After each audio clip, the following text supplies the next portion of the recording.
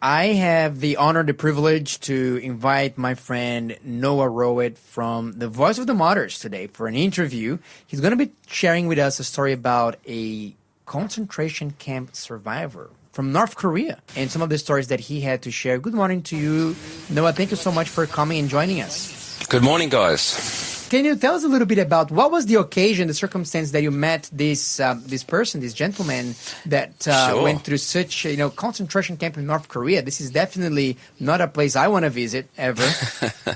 No, I was visiting Korea as part of our work with Voice of the Martyrs. We go to South Korea. We can't go into North Korea, but we talk to all the people there who have either survived it or South Koreans who are helping the North Koreans. It's a very difficult, challenging, unique sort of ministry. And so I got to meet, I was having lunch, and little did I know that they invited Kang Chol-hwan to the meeting, and he's the author of an unbelievable book. If you ever get a chance to buy it, The Aquariums of Pyongyang. It's going to be on our Voice of the Martyrs website shortly. It's phenomenal, but it's also terrifying. It's an incredible story, a real story. Sometimes you get some interesting stories that are a bit different, I guess, than what the reality is, but this one is true to life. And his story was, my jaw was just on the ground the whole time he was telling me his story from, firsthand. Wow. Well, so what happened to him? What got him into the concentration camp in the first place? And also, one thing that I think everybody wants to know, how he ended up getting away from that.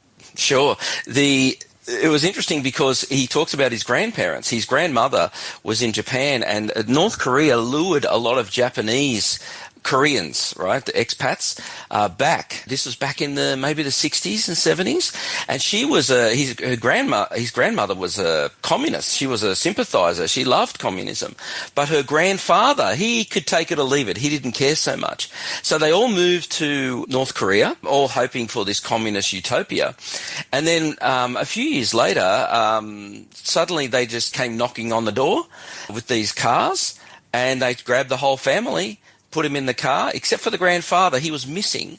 And suddenly the grandparents, the parents, uncles, aunties, and the two children were off to a concentration camp. And Kang was 9 years old, had no idea what was going on. Apparently, they found out later that the grandfather had bad-mouthed the regime. Okay, and that was enough for them for 10 years of re-education. Right. So it was so it was for political reasons. So because okay. So they were taken to the concentration camp for 10 years. How was that concentration camp life like? Did he tell you? Well, it is staggering. I mean, you walk in there, and they were a well-off family in terms of North Korea, if that makes any sense. And so they go in and they see the people there, and soon they were to become like them.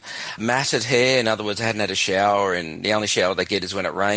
One uniform and North Korea is very hot, far north, so it's got a very harsh climate, very cold, very hot, and they just work from the time they get up about 6 o'clock until about 7 o'clock till they go to bed. And so with him, a good example of this is that he would get up. So he was with his sister for 10 years, and he barely got to speak to her because she went to one part of the camp where the women goes, and he went to where the men goes, even though they were kids. And then by the end of the night, when they got home, they were too tired to talk to each other for 10 years. Wow. Yeah, that crazy is stuff. Absolutely staggering. So 10 years. So by that time, the government realized, okay, you've served your sentence. You learn not to badmouth our regime, so you can go back. And of course, they're hoping that, hey, this lesson is learned. But with the story of Kang, what other people that did he meet in that concentration camp? What some other stories that he ended up getting acquainted with at the time? In fact, that's the reason why we're talking about martyrs, and this is where it gets really, really wild. And he later gave his life to the Lord, but during the concentration camp years, he realized, so in North Korea, there's basically, in Australia, we have two places where we live in general. We live in the city or we live in the country. In North Korea, you live in the city, or you live in the country, or you live in a concentration camp. Oh. So you got three. It's crazy. Wow. And so and these concentration camps aren't just small places. They are like local council sizes. They're multiple towns sizes. And so and this is where the Christian element comes in. There's redeemable area, and then there's the unredeemable area where you go there to die. And so Christians end up in the unredeemable area. And he talks about this unredeemable area where you just go in and basically you work until you die. So it's a horrible existence. You know, the men mainly work in mines, gold mines, coal mines, whatever. And, you know, there's no safety rules. It just collapses on them or whatever. And it's like, well, you know, that was your destiny, blah, blah, blah. So life is very, very cheap. And that's what happens to Christians over there. And remember, they can't tell their kids. Each of their homes are bugged. Now, they don't bug every home, but they have a speaker in every home. And people there don't know if their speaker is bugged or not. So even within families, they cannot talk about Jesus Christ. They cannot talk about our God because even to their wives or their children, because they may be listened to. Yes, you know what? This is very interesting that you're mentioning, Noah, because I just read a few weeks ago when the Open Doors report for 2026 came out, that one of the things that they mentioned in North Korea is that North Korea is pioneering, again, in yet another really diabolical practice, but they are the pioneers in using artificial intelligence, AI, to scrutinize and to research into and investigate into the lives of its citizens to see if they can even catch so-called secret Christians that are being really careful about what they say, what they don't say. But now they're using AI to identify patterns that they could link to people being secret worshippers of Christ. Yes, that's right. That's right. It's so. I think I may have mentioned this a couple of months ago. When you are born, your first words have to be Kim. They cannot be mum or dad. And so you're programmed from day one to follow the regime. And look, Kang was it's crazy. The economy there is actually dysfunctional, and it only exists because there's only enough money to prop up the regime. Everyone else, there's no economy. It's like it has exhausted itself.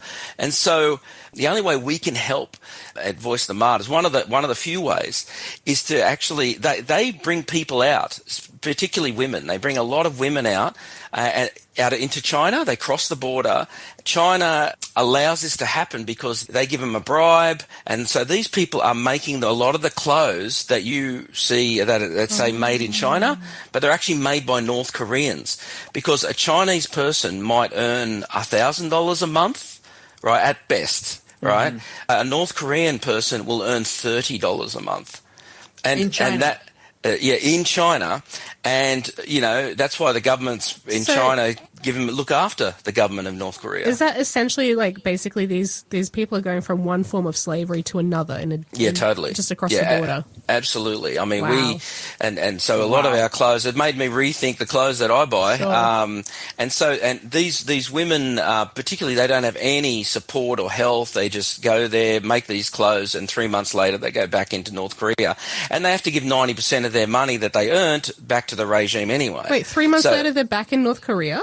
Yeah. They go to China, do their work, and they're back, and it's like a rotation system. Oh, wow. So we find a way to help these women, and it makes a big difference. But obviously we also have to show these women how to worship the Lord, but be careful about worship the Lord once you get back to North Korea, particularly. To say that China is freer than North Korea is a pretty wild statement. Yeah.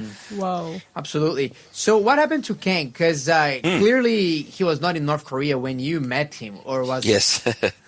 Yep. So what happened with Kang is that he survived the 10 years. He was in the redeemable section.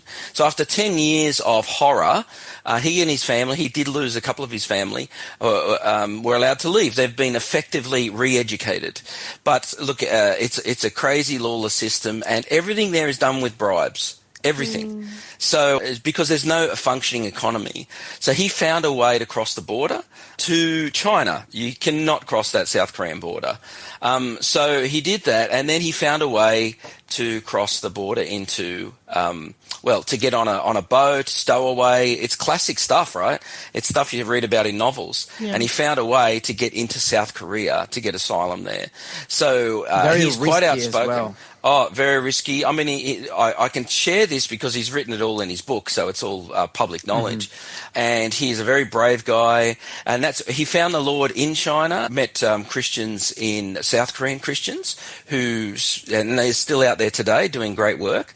And also, he had to go to the re-education camp. They actually have one in South Korea for North Koreans because they are completely oblivious to what life in the West is like. It is so hard for them to adjust. So they have to readjust to that life, and Christians are allowed to help in that process, which is excellent. So Noah, what else? What kind of stories can we expect to find in the aquariums of Pyongyang in that book? Have you had the chance to read parts of it, or is it still going to be released? Tell us a little bit about the kinds of testimonies that will be contained. Well, I've read all of that, and it is. You can't put it down. And I think the description of, a good example is when you're. The only time you get a day off from work is when it's winter, and it's less than minus 25 degrees Celsius. So if it's minus 24, you must work. Wow. And so these are young. Usual. Yeah, business as usual. So these are young men.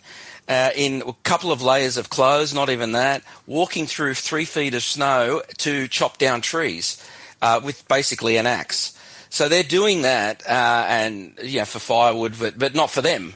And so they grow a lot of corn there, and that's all they grow. So a lot of the people get this special disease. My wife always remembers it. I can't remember the name. But because you're just eating corn, your body just shuts down after a while. And all they do is eat corn juice or corn. That's their whole life. It's little bits of corn, and you have to steal that corn to get it. So if you don't steal enough corn, you will not be able to eat. And then so they learn to eat rats, and they learn to cook them very well. Human beings are very industrious. Sure. And not scorpions, but like lizards, salamanders. They learn to cook those. I mean, it's awful. It's just a crazy, crazy existence. And the only time they ever got any relief was when they went to a room that was there to worship the Kims, and they had a day of this. And you basically sat there and listened to propaganda for the whole day. When they were young, they went to school for a few hours, and 80% of the time during that school time was propaganda teaching.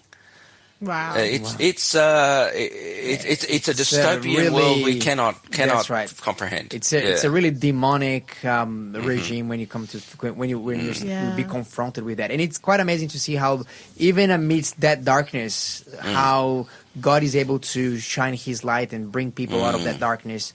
So we have followers of Jesus that are North Koreans in North Korea, and definitely they deserve our prayers.